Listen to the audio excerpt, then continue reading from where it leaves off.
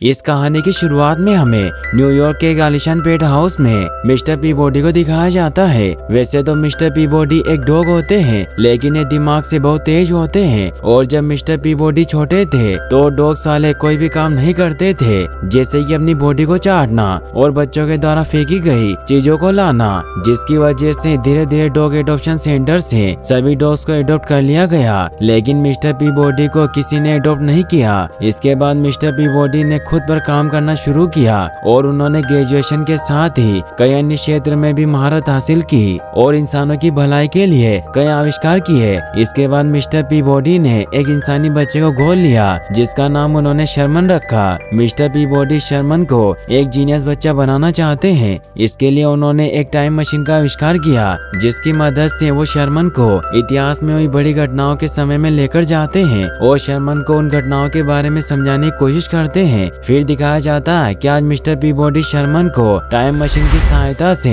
1789 में हुए French revolution में लेकर जाते हैं, जहाँ दोनों रानी मारिया के आलीशान महल में गेस्ट के रूप में आए होते हैं। मिस्टर पीबॉडी शर्मन को बताते हैं कि रानी को महंगी चीजों को खाने पीने और पार्टियां करने का बहुत शौक है, जिसकी वजह से फ्रांस में गरीबी छा गई और 1789 का मशहूर फ्रेंच रेवोल्यूशन हुआ। यहाँ पर रानी जब पार्टी में आए मेहमानों को केक खाने को कहती है तो मजदूर ये बात सुन लेते हैं, जिससे उन्हें बहुत बुरा लगता है क्योंकि उनके पास खाने को अनाज नहीं होता और रानी पार्टी कर रही होती है। इस बात पर गुस्सा होकर मजदूर रानी के खिलाफ विद्रोह शुरू कर देते हैं। जब पीबॉडी ये देखते हैं तो शर्मन को लेकर वहाँ से निकलना चाहते हैं, लेकिन शर्मन वहाँ नहीं होता। ये देखकर मिस्टर पीबॉडी परेशान हो जाते हैं और शर्मन को खोजने लगते हैं। कुछ समय के बाद पीबॉडी को शर्मन मिल जाता है, लेकिन तब तक देर हो चुकी होती है और विद्रोही पीबॉडी को रानी का मेहमान समझकर कैद कर लेते हैं और सभी क्रांतिकारियों के सामने पीबॉडी को मौत की सजा सुनाते हैं। जल्लाद पीबॉडी का सर दर्द से अलग करने लगता है। ये देखकर शर्मन पूरी तरह से डर जाता है, लेकिन पीबॉडी उसे समझाते हैं कि तुम डरो नहीं, मुझे कुछ नहीं होगा।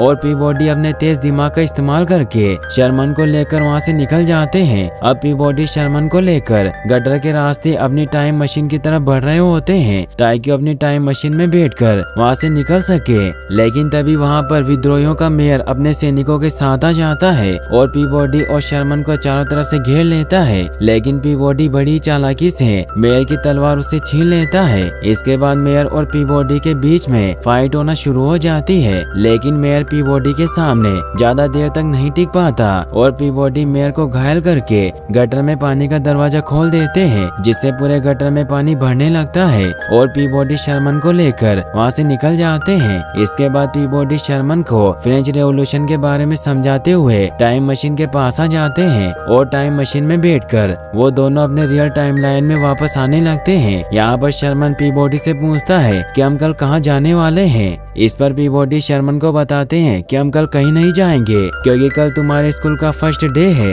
अगले दिन मिस्टर पीबॉडी शर्मन को उसके स्कूल छोड़ने आते हैं। अब क्लास में जब टीचर इतिहास में हुई घटनाओं के बारे में पूछती है तो शर्मन उनके सवालों का सही जवाब देता है, जिससे टीचर शर्मन से इम्प्रेस हो जाती है। लेकिन क्लास की एक लड़की जिसका नाम पेनी होता है, उसे यह बात बिल्कुल भी पसंद नहीं आती और जब शर्मन लंच टाइम में अपने नए दोस्तों के साथ बैठकर खाना खा रहा होता है कि तभी वहाँ पर पेनी आ जाती है, जो शर्मन को बुली करने लगती है। अब क्योंकि शर्मन के डैड एक डॉग होते हैं, इसीलिए पेनी शर्मन को भी डॉग कहकर बुलाती है। इस बात पर शर्मन और पेनी के बीच में फाइट होना शुरू हो जाती है। अगले सीन में हम पीबॉडी को देखते हैं, जिनको प्रिंसिपल ने अपने पास बुलाया होता है और वो पीबॉडी को इमेजेस दिखाते हैं जिसमें शर्मन ने पेनी को काटा होता है। तभी वहाँ पर मिस ग्रूनियर आ जाती है, जो bureau of child safety concern की ऑफिसर होती है। उन्हें लगता है कि पीबॉडी के साथ रहने से ही शर्मन के अंदर दूसरे बच्चों को काटने की प्रवृत्ति आ गई है। इसीलिए पीबॉडी से कहती है कि मैं कुछ दिनों में तुम्हारे घर इन्वेस्टिगेशन के लिए आने वाली हूँ और अगर मुझे जरा भी शक हुआ कि आप शर्मन की देखभाल अच्छे से नहीं रख पा रहे तो मैं शर्मन को आपसे ले लूंगी। रात को पीबॉडी शर्मन को समझा रहे होते हैं कि तुम्हें इस तरह किसी बच्चे को काटना नहीं चाहिए था। इस पर शर्मन पीबॉडी को बताता है कि उसने मुझे कुत्ता कहा, इसीलिए मैंने उसे काटा। ये सुनकर पीबॉडी इमोशनल हो जाते हैं और शर्मन को गुड नाइट बोलकर वहाँ से चले जाते हैं। अब पीबॉडी शर्मन के साथ बिताए हुए पलों को याद कर रहे होते हैं कि किस प्रकार शर्मन जब छोटा था तो उनको एक कार्टून में पड़ा हुआ मिला था। इसके बाद पीबॉडी ने शर्मन को कानूनी तौर पर गोद ले लिया। अगले सीन में हम पीबॉडी को देखते हैं जो आज एक अच्छी सी डिश बना रहे होते हैं और जब शर्मन पूछता है कि आज आप ये डिश क्यों बना रहे हैं, इस पर पीबॉडी बताते हैं कि मैंने पेनी से हुई तुम्हारी लड़ाई को ठीक करने के लिए आज पेनी और उसके पेरेंट्स को घर पर खाने के लिए बुलाया है। शर्मन पेनी को अपने घर देखकर बहुत दुखी होता है क्योंकि पेनी उसे बिल्कुल भी पसंद नहीं करती थी। इसके बाद पीबॉडी शर्मन को पेनी के साथ समय बिताने को कहते हैं और खुद पेनी के पेरेंट्स को इम्प्रेस करने लगते हैं। अब पीबॉडी तो अपने मल्टीपल टैलेंट की वजह से पेनी के पेरेंट्स को इम्प्रेस कर लेते हैं, लेकिन शर्मन का पेनी से एक ऐतिहासिक मुद्दे पर झगड़ा हो जाता है और शर्मन अपनी बात को सिद्ध करने के लिए पेनी को टाइम मशीन के बारे में बता देता है और उसे टाइम ट्रेवल भी करवाता है। वहीं दूसरी तरफ पीबॉडी पेनी के पेरेंट्स को इम्प्रेस करके उनके अच्छे फ्रेंड बन चुके होते हैं, लेकिन तभी वहाँ पर शर्मन आता है जो पीबॉडी को बताता है कि पेनी टाइम ट्रेवल करके सन मिस्र में फेरो के समय में चली गई है। तो पीबॉडी उस पर बहुत गुस्सा होते हैं क्योंकि उन्होंने पहले ही शर्मन को पेनी से टाइम मशीन के बारे में बताने से मना किया था। अब पीबॉडी पेनी के पेरेंट्स को हिप्नोटाइज करके शर्मन के साथ टाइम मशीन से 1332 बीसी मिस्र में पहुंच जाते हैं। यहाँ पर वो देखते हैं कि पेनी की मिस्र के राजकुमार टूटनखामन से शादी होने वाली है। ये देखकर पीबॉडी पेनी को समझाने की कोशिश करते हैं कि तुम ये शादी मत करो और हमारे साथ घर चलो क्योंकि टूटनखामन की मौत उसकी जवानी में ही हो जाएगी। लेकिन पेनी इनकी बातों पर ज्यादा ध्यान नहीं देती। लेकिन जब पेनी को पता चलता है कि मिस्र में राजा के मरने के बाद रानी को भी मारकर उसके साथ पिरामिड में दफना दिया जाता है तो डर जाती है और पीबॉडी के साथ वहाँ से वापस जाने के लिए रेडी हो जाती है। लेकिन तब तक काफी देर हो चुकी थी और मिस्र का खलीफा पेनी को जबरदस्ती टूटनखामन से शादी करने के लिए ले जाता है और पीबॉडी को शर्मन के साथ एक पिरामिड में कैद कर देता है। लेकिन पीबॉडी अपने तेज दिमाग का इस्तेमाल करके पिरामिड के पजल्स को सोल्व करके शर्मन के साथ उस पिरामिड से बाहर निकल जाते हैं। वहीं दूसरी तरफ हम देखते हैं कि पेनी की टूटनखामन से शादी होने वाली है और खलीफा शाही तलवार से पेनी के हाथों से ब्लड निकालने वाला होता है ताकि ये शादी संपन्न हो सके। लेकिन तभी पीबॉडी शर्मन के साथ मिस्र के देवता एनुबिस की मूर्ति के अंदर से खलीफा से कहता है कि मेरा हुक्म है कि तुम इस लड़की को महल के मुख्य दरवाजे पर छोड़कर वापस चले आओ, नहीं तो मैं पूरे मिस्र में जानलेवा बीमारी फैला दूंगा। ये सुनकर खलीफा और मिस्र के लोग डर जाते हैं और वो पेनी को मेन दरवाजे के बाहर छोड़ने के लिए राजी हो जाते हैं। लेकिन तभी वो मूर्ति टूटकर नीचे गिर जाती है जिससे सभी को पता चल जाता है कि उस मूर्ति के अंदर से पीबॉडी और शर्मन बोल रहे थे और वो इन लोगों का पीछा करने लगते हैं। लेकिन पीबॉडी शर्मन और पेनी के साथ बड़ी मुश्किल से वहाँ से निकल जाते हैं और अपनी टाइम टेबल मशीन में बैठकर अपनी टाइम लाइन में वापस आने लगते हैं। लेकिन बीच रास्ते में इनकी टाइम मशीन की बैटरी खत्म हो जाती है जिसकी वजह से इन्हें सन 1508 में इटली में रुकना पड़ता है जहाँ पर वो मशहूर साइंटिस्ट लियोनार्डो दा विंची से मिलते हैं। यहाँ पर लियोनार्डो अपनी मशहूर पेंटिंग मोनालिसा बना रहे होते हैं और जब वो पीबॉडी को देखते हैं तो बहुत खुश होते हैं क्योंकि पीबॉडी टाइम ट्रेवल करके उनसे पहले भी मिल चुका होता है। इसके बाद पीबॉडी विंची को अपनी प्रॉब्लम बताते हैं कि किस प्रकार बीच रास्ते में ही उनकी टाइम मशीन की चार्जिंग खत्म हो गई जिसकी वजह से उन्हें यहाँ आना पड़ा और पीबॉडी विंची से अपनी मशीन को चार्ज करने को कहते हैं। इस पर विंची राजी हो जाते हैं। अगले सीन में हम देखते हैं कि विंची पीबॉडी के साथ मिलकर टाइम मशीन को चार्ज करने के लिए एक जुगाड़ बना रहे होते हैं ताकि वो बिजली पैदा करके पीबॉडी के टाइम मशीन को चार्ज कर सके। वहीं पेनी शर्मन के साथ विंची की लैब में आ जाती है जहाँ पर उसे एक पुराना ग्लाइडर मिलता है जिसे देखकर पेनी बहुत खुश होती है। इसके बाद पेनी और शर्मन उस ग्लाइडर में बैठकर पूरे शहर की सैर करते हैं और खूब मस्ती करते हैं। अब कहीं न कहीं ये दोनों एक दूसरे को भी पसंद करते हैं। वहीं दूसरी तरफ पीबॉडी विंची के साथ मिलकर उनकी मशीन बनाने के काम को कंप्लीट कर लेते हैं, जिससे वो बहुत खुश होते हैं। लेकिन तभी वो आसमान में देखते हैं कि शर्मन पेनी के साथ विंची के ग्लाइडर में बैठकर आसमान में उड़ रहा है। ये देखकर पीबॉडी डर जाते हैं क्योंकि शर्मन को ग्लाइडर उड़ाना नहीं आता था और अगले ही पल शर्मन का ग्लाइडर क्रैश हो जाता है और शर्मन पेनी के साथ नीचे गिर जाता है। अब यहाँ पर विंची भी आ जाते हैं जो शर्मन से बहुत खुश होते हैं क्योंकि उन्हें अभी तक नहीं पता था कि उनका ग्लाइडर उड़ सकता है। लेकिन पीबॉडी शर्मन पर बहुत गुस्सा होते हैं। इसके बाद विंची अपनी मशीन की मदद से पीबॉडी के टाइम मशीन को चार्ज कर देते हैं और पीबॉडी पेनी और शर्मन के साथ अपनी टाइम मशीन में बैठकर वापस आने लगते हैं। और अब वापस आते समय पीबॉडी शर्मन से गुस्सा होते हैं, इसीलिए पेनी उन्हें मनाने की कोशिश करती है और पीबॉडी से कहती है कि आपको तो खुश होना चाहिए कि शर्मन ने दुनिया में सबसे पहले ग्लाइडर उड़ाया। लेकिन पीबॉडी पेनी की बातों से एग्री नहीं करते, जिसकी वजह से पेनी और पीबॉडी में बहस होना शुरू हो जाती है। और इसी दौरान पेनी बोलती है कि अगर आप अच्छे डेड होते तो चाइल्ड केयर वाले आपसे शर्मन को वापस लेने की बात नहीं करते।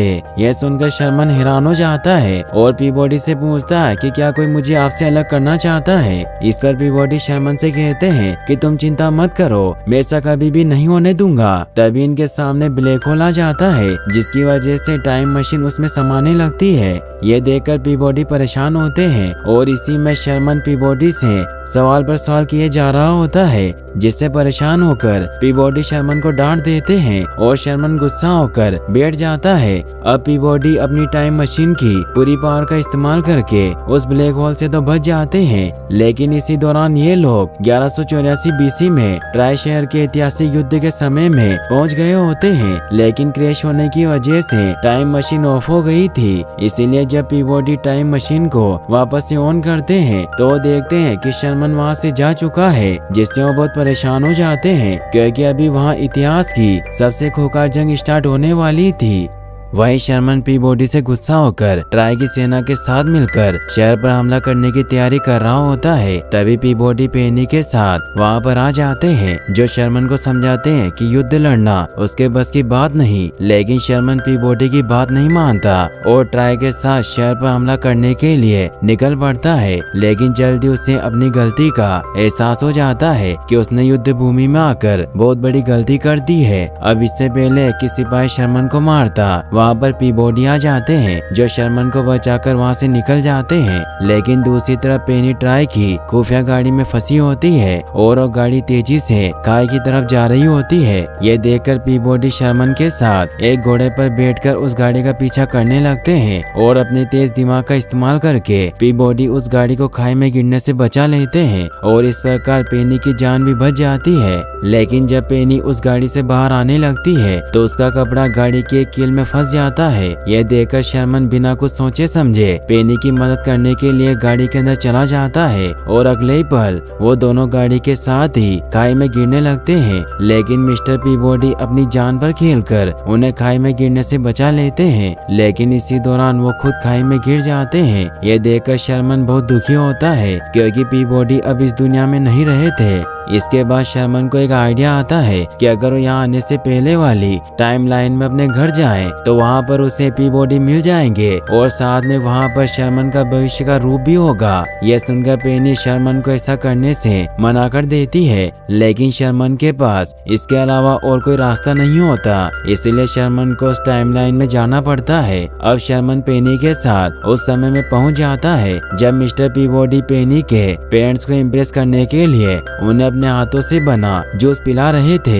यहाँ पर शर्मन पीबॉडी को अपने पास बुलाकर सारी बातें बताता है। ये सुनकर पीबॉडी शर्मन पर बहुत गुस्सा होते हैं कि तभी वहाँ पर इस टाइमलाइन का शर्मन भी आ जाता है, जो अपने एक और रूप को देखकर हैरान होता है। अब यहाँ पर पीबॉडी इस टाइमलाइन वाले शर्मन को सारी बातें समझा रहे होते हैं कि तभी वहाँ पर पेनी के मॉम डैड भी आ जाते हैं, जिन्हें देखकर इस टाइमलाइन वाला शर्मन छुप जाता है। लेकिन अगले ही पल मिस गुर्नियर भी वहाँ पर आ जाती है, जो पीबॉडी के घर पर इन्वेस्टिगेशन के लिए आई होती है। ये सब देखकर पीबॉडी परेशान हो जाते हैं और वो किसी तरह सभी को हिप्नोटाइज करने की कोशिश करते हैं ताकि सब कुछ पहले जैसा कर सके। लेकिन यहाँ पर गलती से इस टाइमलाइन वाला शर्मन हिप्नोटाइज हो जाता है और जमीन पर गिर जाता है, जिसकी वजह से सब उसे देख लेते हैं। पेनी के मॉम डैड और मिस ग्रूनियर दो शर्मन को देखकर पूरी तरह से हैरान होते हैं। इतनी मुश्किलें कम नहीं थी कि वहाँ पर दूसरे वाले मिस्टर पीबॉडी भी आ जाते हैं, जो ट्राई की गाड़ी में गिरने से बच गए थे और वो किसी तरह टेम्पररी टाइम मशीन बनाकर वापस लौट आए थे। मिस ग्रूनियर ये सब देखकर हैरान होती है और वो दोनों शर्मन को अपने साथ लेकर जाने लगती है। लेकिन इसी दौरान दोनों शर्मन का हाथ एक दूसरे से मिल जाता है, जिसकी वजह से उन दोनों के बीच में एक पोर्टल खुल जाता है जो दोनों शर्मन को अपने अंदर खींचने लगता है।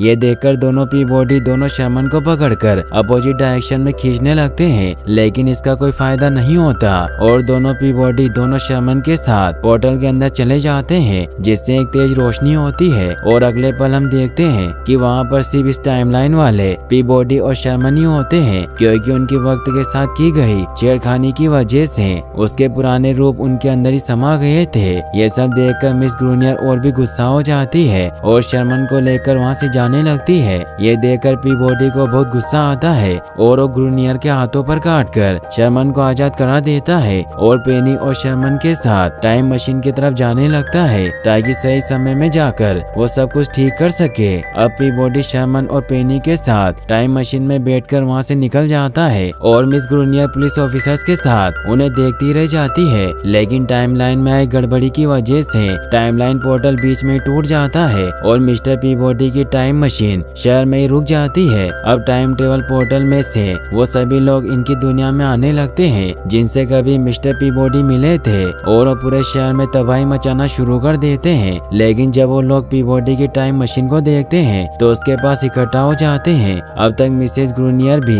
पुलिस वालों के साथ वहाँ पर आ जाती है और पुलिस वाले पीबॉडी को गिरफ्तार करके ले जाने लगते हैं। यह देखकर पेनी और शर्मन मिस्टर पीबॉडी के सपोर्ट में नारे लगाने लगते हैं और इसके बाद वहाँ खड़े सभी लोग पीबॉडी के सपोर्ट में आ जाते हैं। अब यहाँ पर भविष्य से अमेरिका के प्राइम मिनिस्टर अब्राहम लिंकन और जॉर्ज वाशिंगटन भी आए होते हैं, जो अमेरिका के राष्ट्रपति की हैसियत से मिस्टर पीबॉडी की सजा को माफ कर देते हैं। वहीं दूसरी तरफ टाइम ट्रेवल पोर्टल धीरे धीरे बड़ा होने लगता है, जिसमें से इतिहास की भारी भारी चीजें शहर में गिरने लगती है। ये देखकर सब डर जाते हैं अब, क्योंकि यहाँ पर इतिहास के सभी मशहूर साइंटिस्ट मौजूद होते हैं, जैसे कि Einstein, Newton, Leonardo da Vinci. इसीलिए सभी इस प्रॉब्लम से निकलने का अपना अपना सॉल्यूशन देने लगते हैं। लेकिन यहाँ पर पीबॉडी को कुछ भी समझ में नहीं आ रहा होता कि वो क्या करे। तभी शर्मन पीबॉडी को आइडिया देता है कि अगर वो फ्यूचर में जाकर ऐसा एक पोर्टल ओपन कर दे तो पोर्टल का डायरेक्शन अपोजिट साइड में होगा,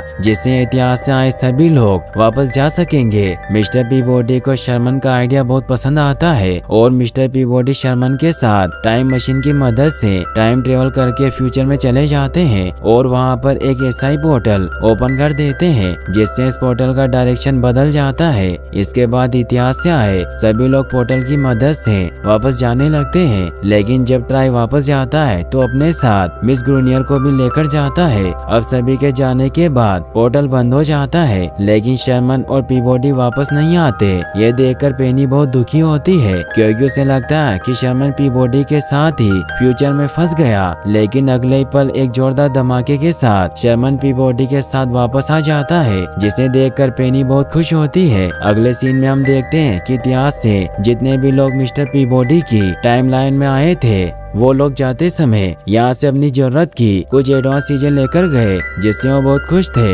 लेकिन ट्राई तो पूरी की पूरी मिस ग्रूनियर को ही अपने साथ ले गया था, जिनसे वो शादी कर लेता है। अगले सीन में हम मिस्टर पीबॉडी को शर्मन को उसके स्कूल में छोड़ते हुए देखते हैं और अब इन दोनों के बीच में पहले से कहीं ज्यादा अच्छी बॉन्डिंग बन गई होती है और वो दोनों अपनी लाइफ में बहुत खुश होते हैं। और यहीं पर इस मूवी की हैप्पी एंडिंग हो जाती है।